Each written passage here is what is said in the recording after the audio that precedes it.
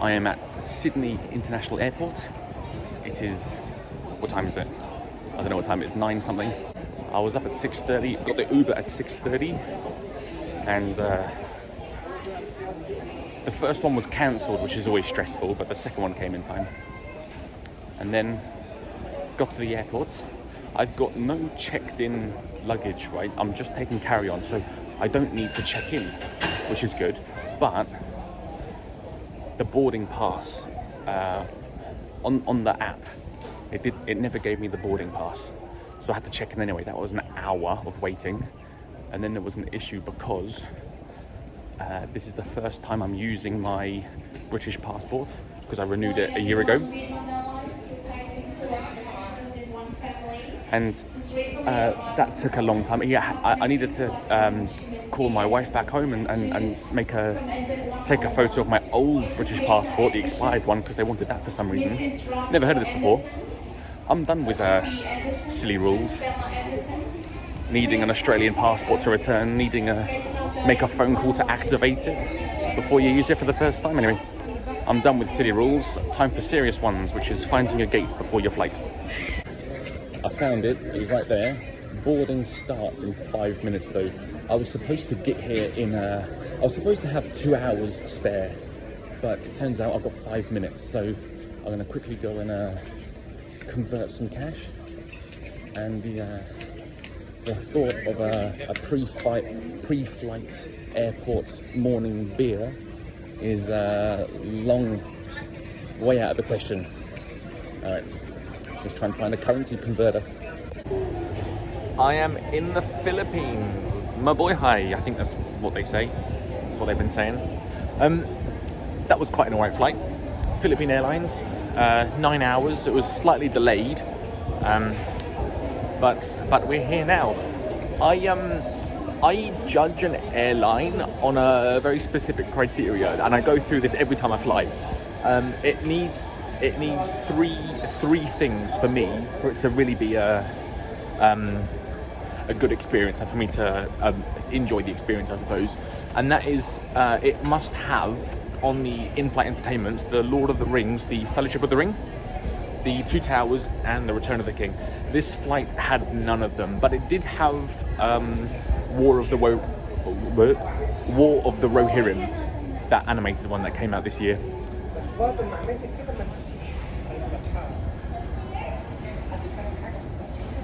That was good timing. So I watched that, and it was quite funny because they turned all the lights out pretty much for the entire flight, and I fell asleep and I woke myself up snoring, and it was really embarrassing because I did the gruntiest pig-like snort, and it woke me up with a start, and then I went oh, really loudly. Anyway, we're here now. Had a quick nap, and I'm here for 5 hours, so I'm looking for a bar, but this is quite a small airport and I'm having no luck so far, so we'll see what happens. There's a weird smell. It's like it smells like that you're allowed to smoke indoors, do you know what I mean? And it also smells like some weird cheese. But fair enough. There's a Starbucks and a Subway, so I might go and ingratiate myself in the local culture. I found my gate, but they've just turned me away because they said they're cleaning it. That's okay. I left Sydney when it was 10 degrees and raining, and now here in Manila it's 30 degrees and it has been raining, so profit on that. I'm happy. I'm very happy. Anyway, I'm on lap 2 or 3. I'm gonna find a beer. I'm finding one, or a Starbucks coffee.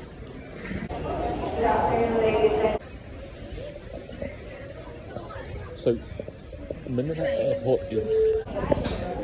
I've got 3 hours to go, I found a cozy little cafe. It's probably too loud to really talk though, but I've ordered a Vietnamese latte. Got no idea what that is.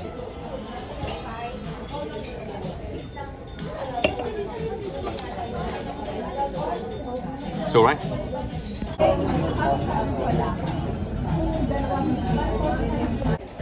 Just had a Vietnamese coffee, never had one of those before, and I ordered a kimchi fried rice. I've never had that before either.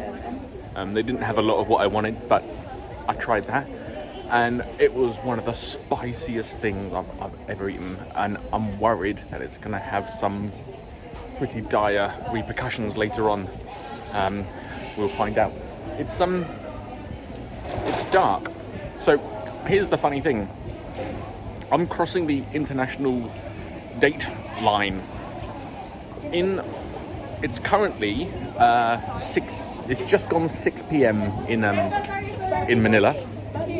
Sorry, busy crowd. And in Sydney, it is currently 9:10 p.m. on Wednesday. That is exactly the time I'm supposed to land in Seattle, 9:10 on Wednesday. So it's weird because I've got 2.5 hours here to wait, and then an 11-hour flight. And I arrive in Seattle the time that it is in Sydney now. That's really weird, isn't it? So this vlog is going to come out late, and it's going to be virtually 2 days worth. I mean, most of it's going to be in the air, but at the end of my Wednesday is going to be... Let's do the maths. So I took off at 10 a.m. in Sydney, right? That's 10. I flew for 9 hours, so that's already at 19 hours. I'm here for 5 hours. That's 24 hours already. And then I've got an 11-hour flight. That takes it to 35 hours since the start of Wednesday. And when I land 35 hours into Wednesday, it's still only 9 p.m. So there's another 3 hours worth of the day. So 5, 6, 7, 8, 38. So my Wednesday is going to be 38 hours long. How interesting is that?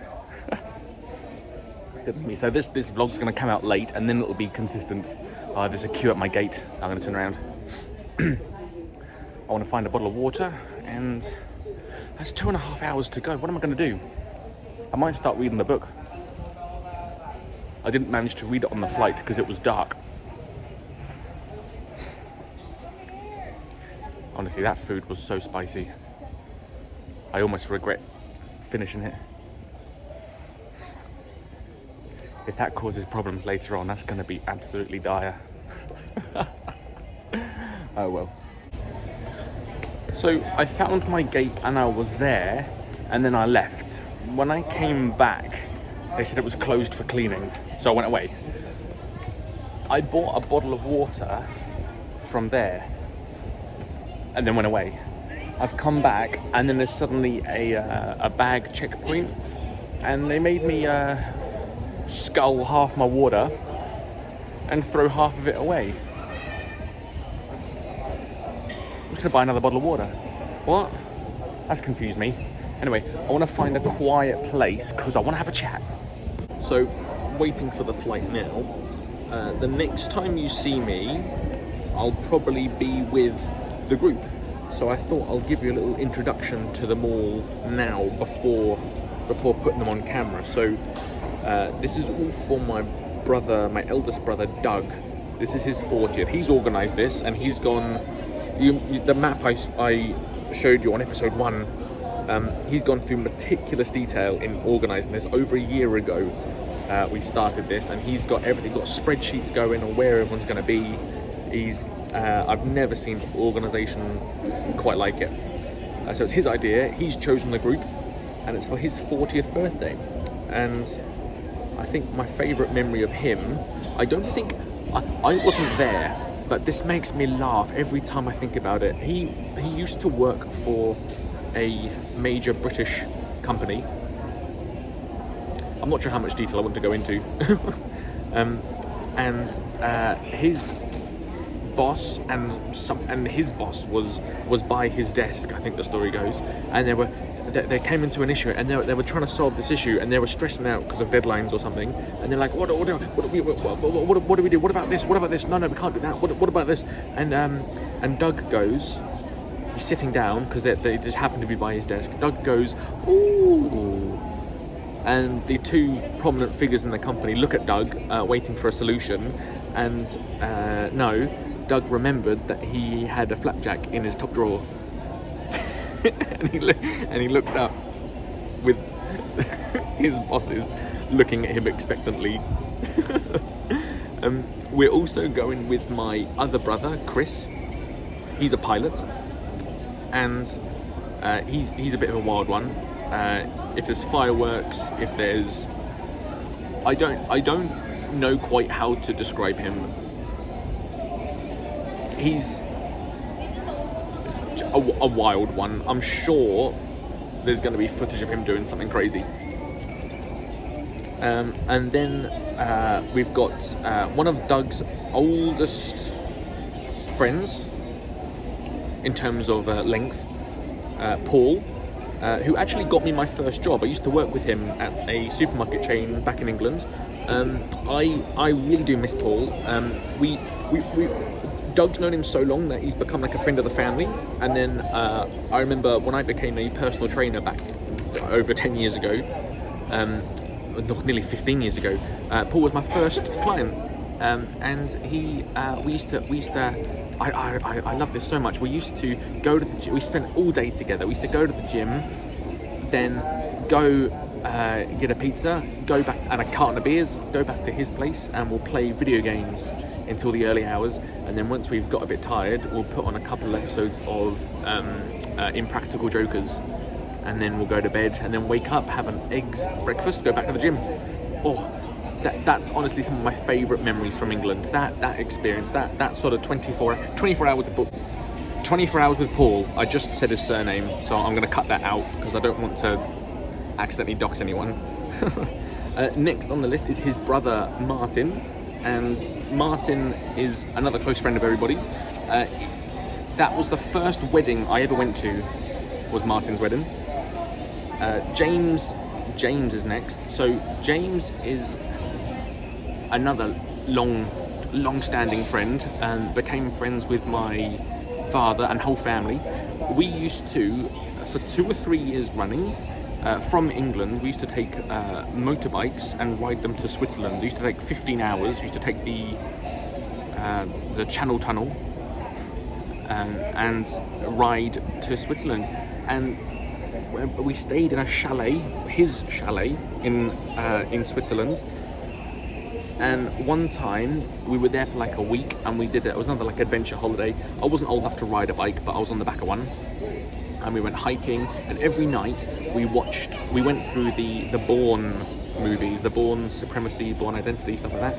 And that was a really cool memory.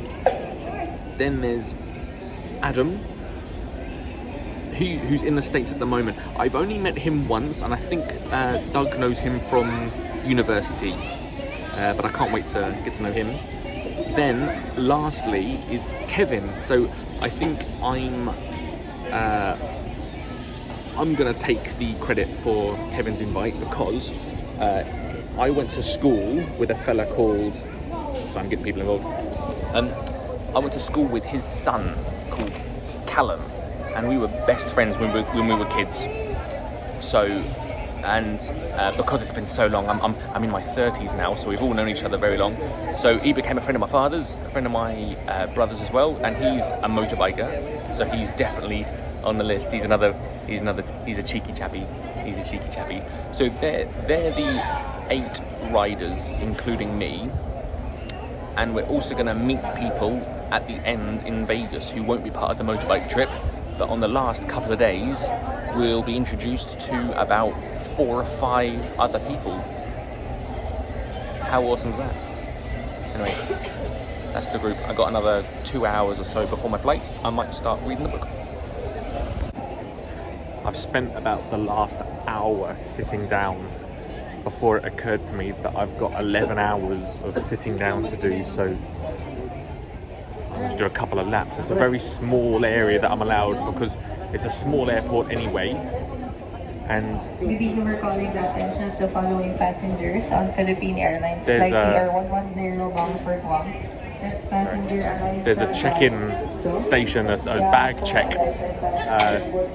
right at my gates, which has made it even smaller. So I'm just doing a lap of like the length of this clip now. I'm halfway round.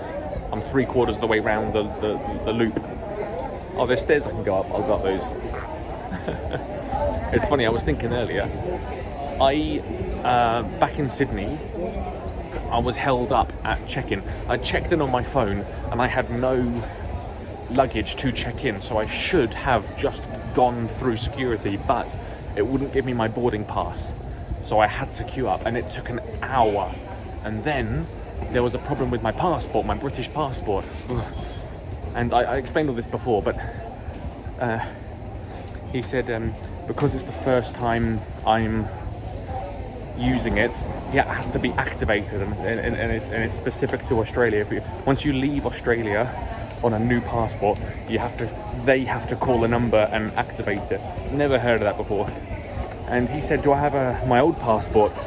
I said I don't, but I got a photo of it, so I showed it to him, and then he took 15 minutes on the phone, and then everything was all right, and he said bye, thank you. He gave me my passport, and I said to him, I said, oh, can I have my old passport back?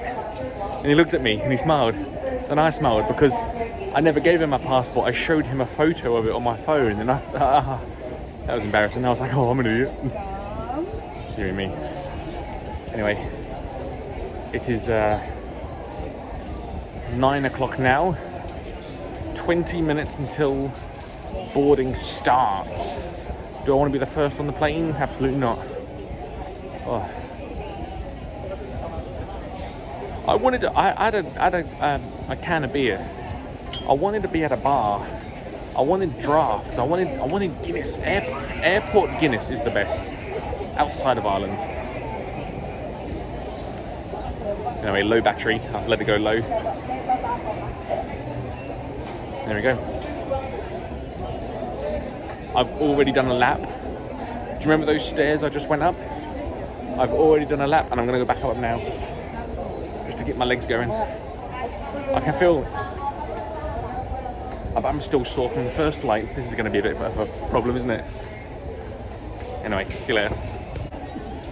So they've just made an announcement saying that the flight's fully booked, and if you want to check in your hand luggage and to put it in the hold, they're after volunteers. So I think there goes the chance of having an empty seat next to me. I wonder if oh, it sounds chaotic. I'm starting to not look forward to this flight. I have just got off a plane and I'm about to go and meet the others. So that's the car we're renting. Feels like it. Right, where's the aircon then? That's the aircon is on. I saw that just now. Aircon's on. Aircon's No, on. sorry, where's the map? Yeah. It says there. Oh, click on that. There you go. Amazing moments happen so Ooh. much. 25 minutes to the house. I guess if anyone sees somewhere to stop. Go on, Chris, I think you should do it now. Good evening, ladies and gentlemen, your captain speaking. So we're all together now. We're at the accommodation. This is my room with a 4-poster bed. Quite cool, isn't it? And we're about to go out for beers. It's currently 11 p.m. in Seattle, which means it is hour 35, did I say, for my Wednesday. So my Wednesday is still in progress, and I'll see where we end up. It's a good group of lads. We're all getting on great already. We went to a Safeways to buy breakfast stuff, and we're all having breads and cheeses and wines now. So I'm worried about tipping. If I buy a round of beers and they give me a bill, what am I supposed to pay?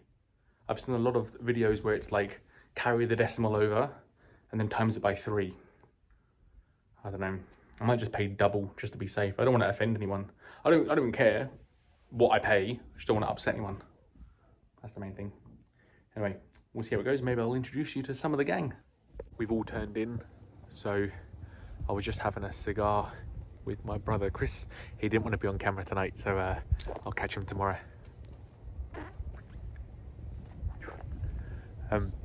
They've all had a 9-hour flight and none of them have slept.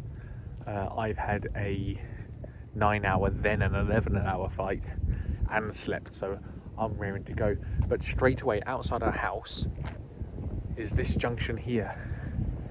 Now this scares me because there's no traffic lights.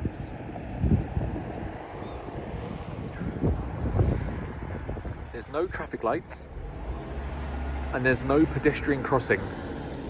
But you have to, there's these red flashing lights. If you're from America, I'm sorry, this is not going to be anything new for you, but this is new for me and this concerns me. So there's red flashing lights on all junctions. It's a 4-way junction. What you do as a car is you come to the junction and you have to stop. And if there's a pedestrian, give way to the pedestrian and they'll cross the road. If there's another car, it's a lucky dip with whoever's got there first. So when you come to one of these junctions, come to the line, stop. If it's clear, go. If you're a pedestrian, the cars will give way to you. I mean, it sounds efficient, it sounds all right, but it just looks so scary because there's no like, if you've never been to England or Australia, you wait for a green light. And because there's no green light, I suppose it's more efficient because if it's clear, go. But I've seen so many cars not stop. They just go. And the whole point is stop at the line. I don't know. I think it's because I've never seen it before. It concerns me. Anyway. It is 1:20 AM. So that is my Wednesday vlog officially complete. I'll finish this and we're going to some sort of Boeing. It's not a museum, it's a Boeing factory where they make aeroplanes. So I'll hopefully introduce you to some of the lads and might do some interviews. And I'll see you then. I hope you're all well. I'll see you then. Bye now.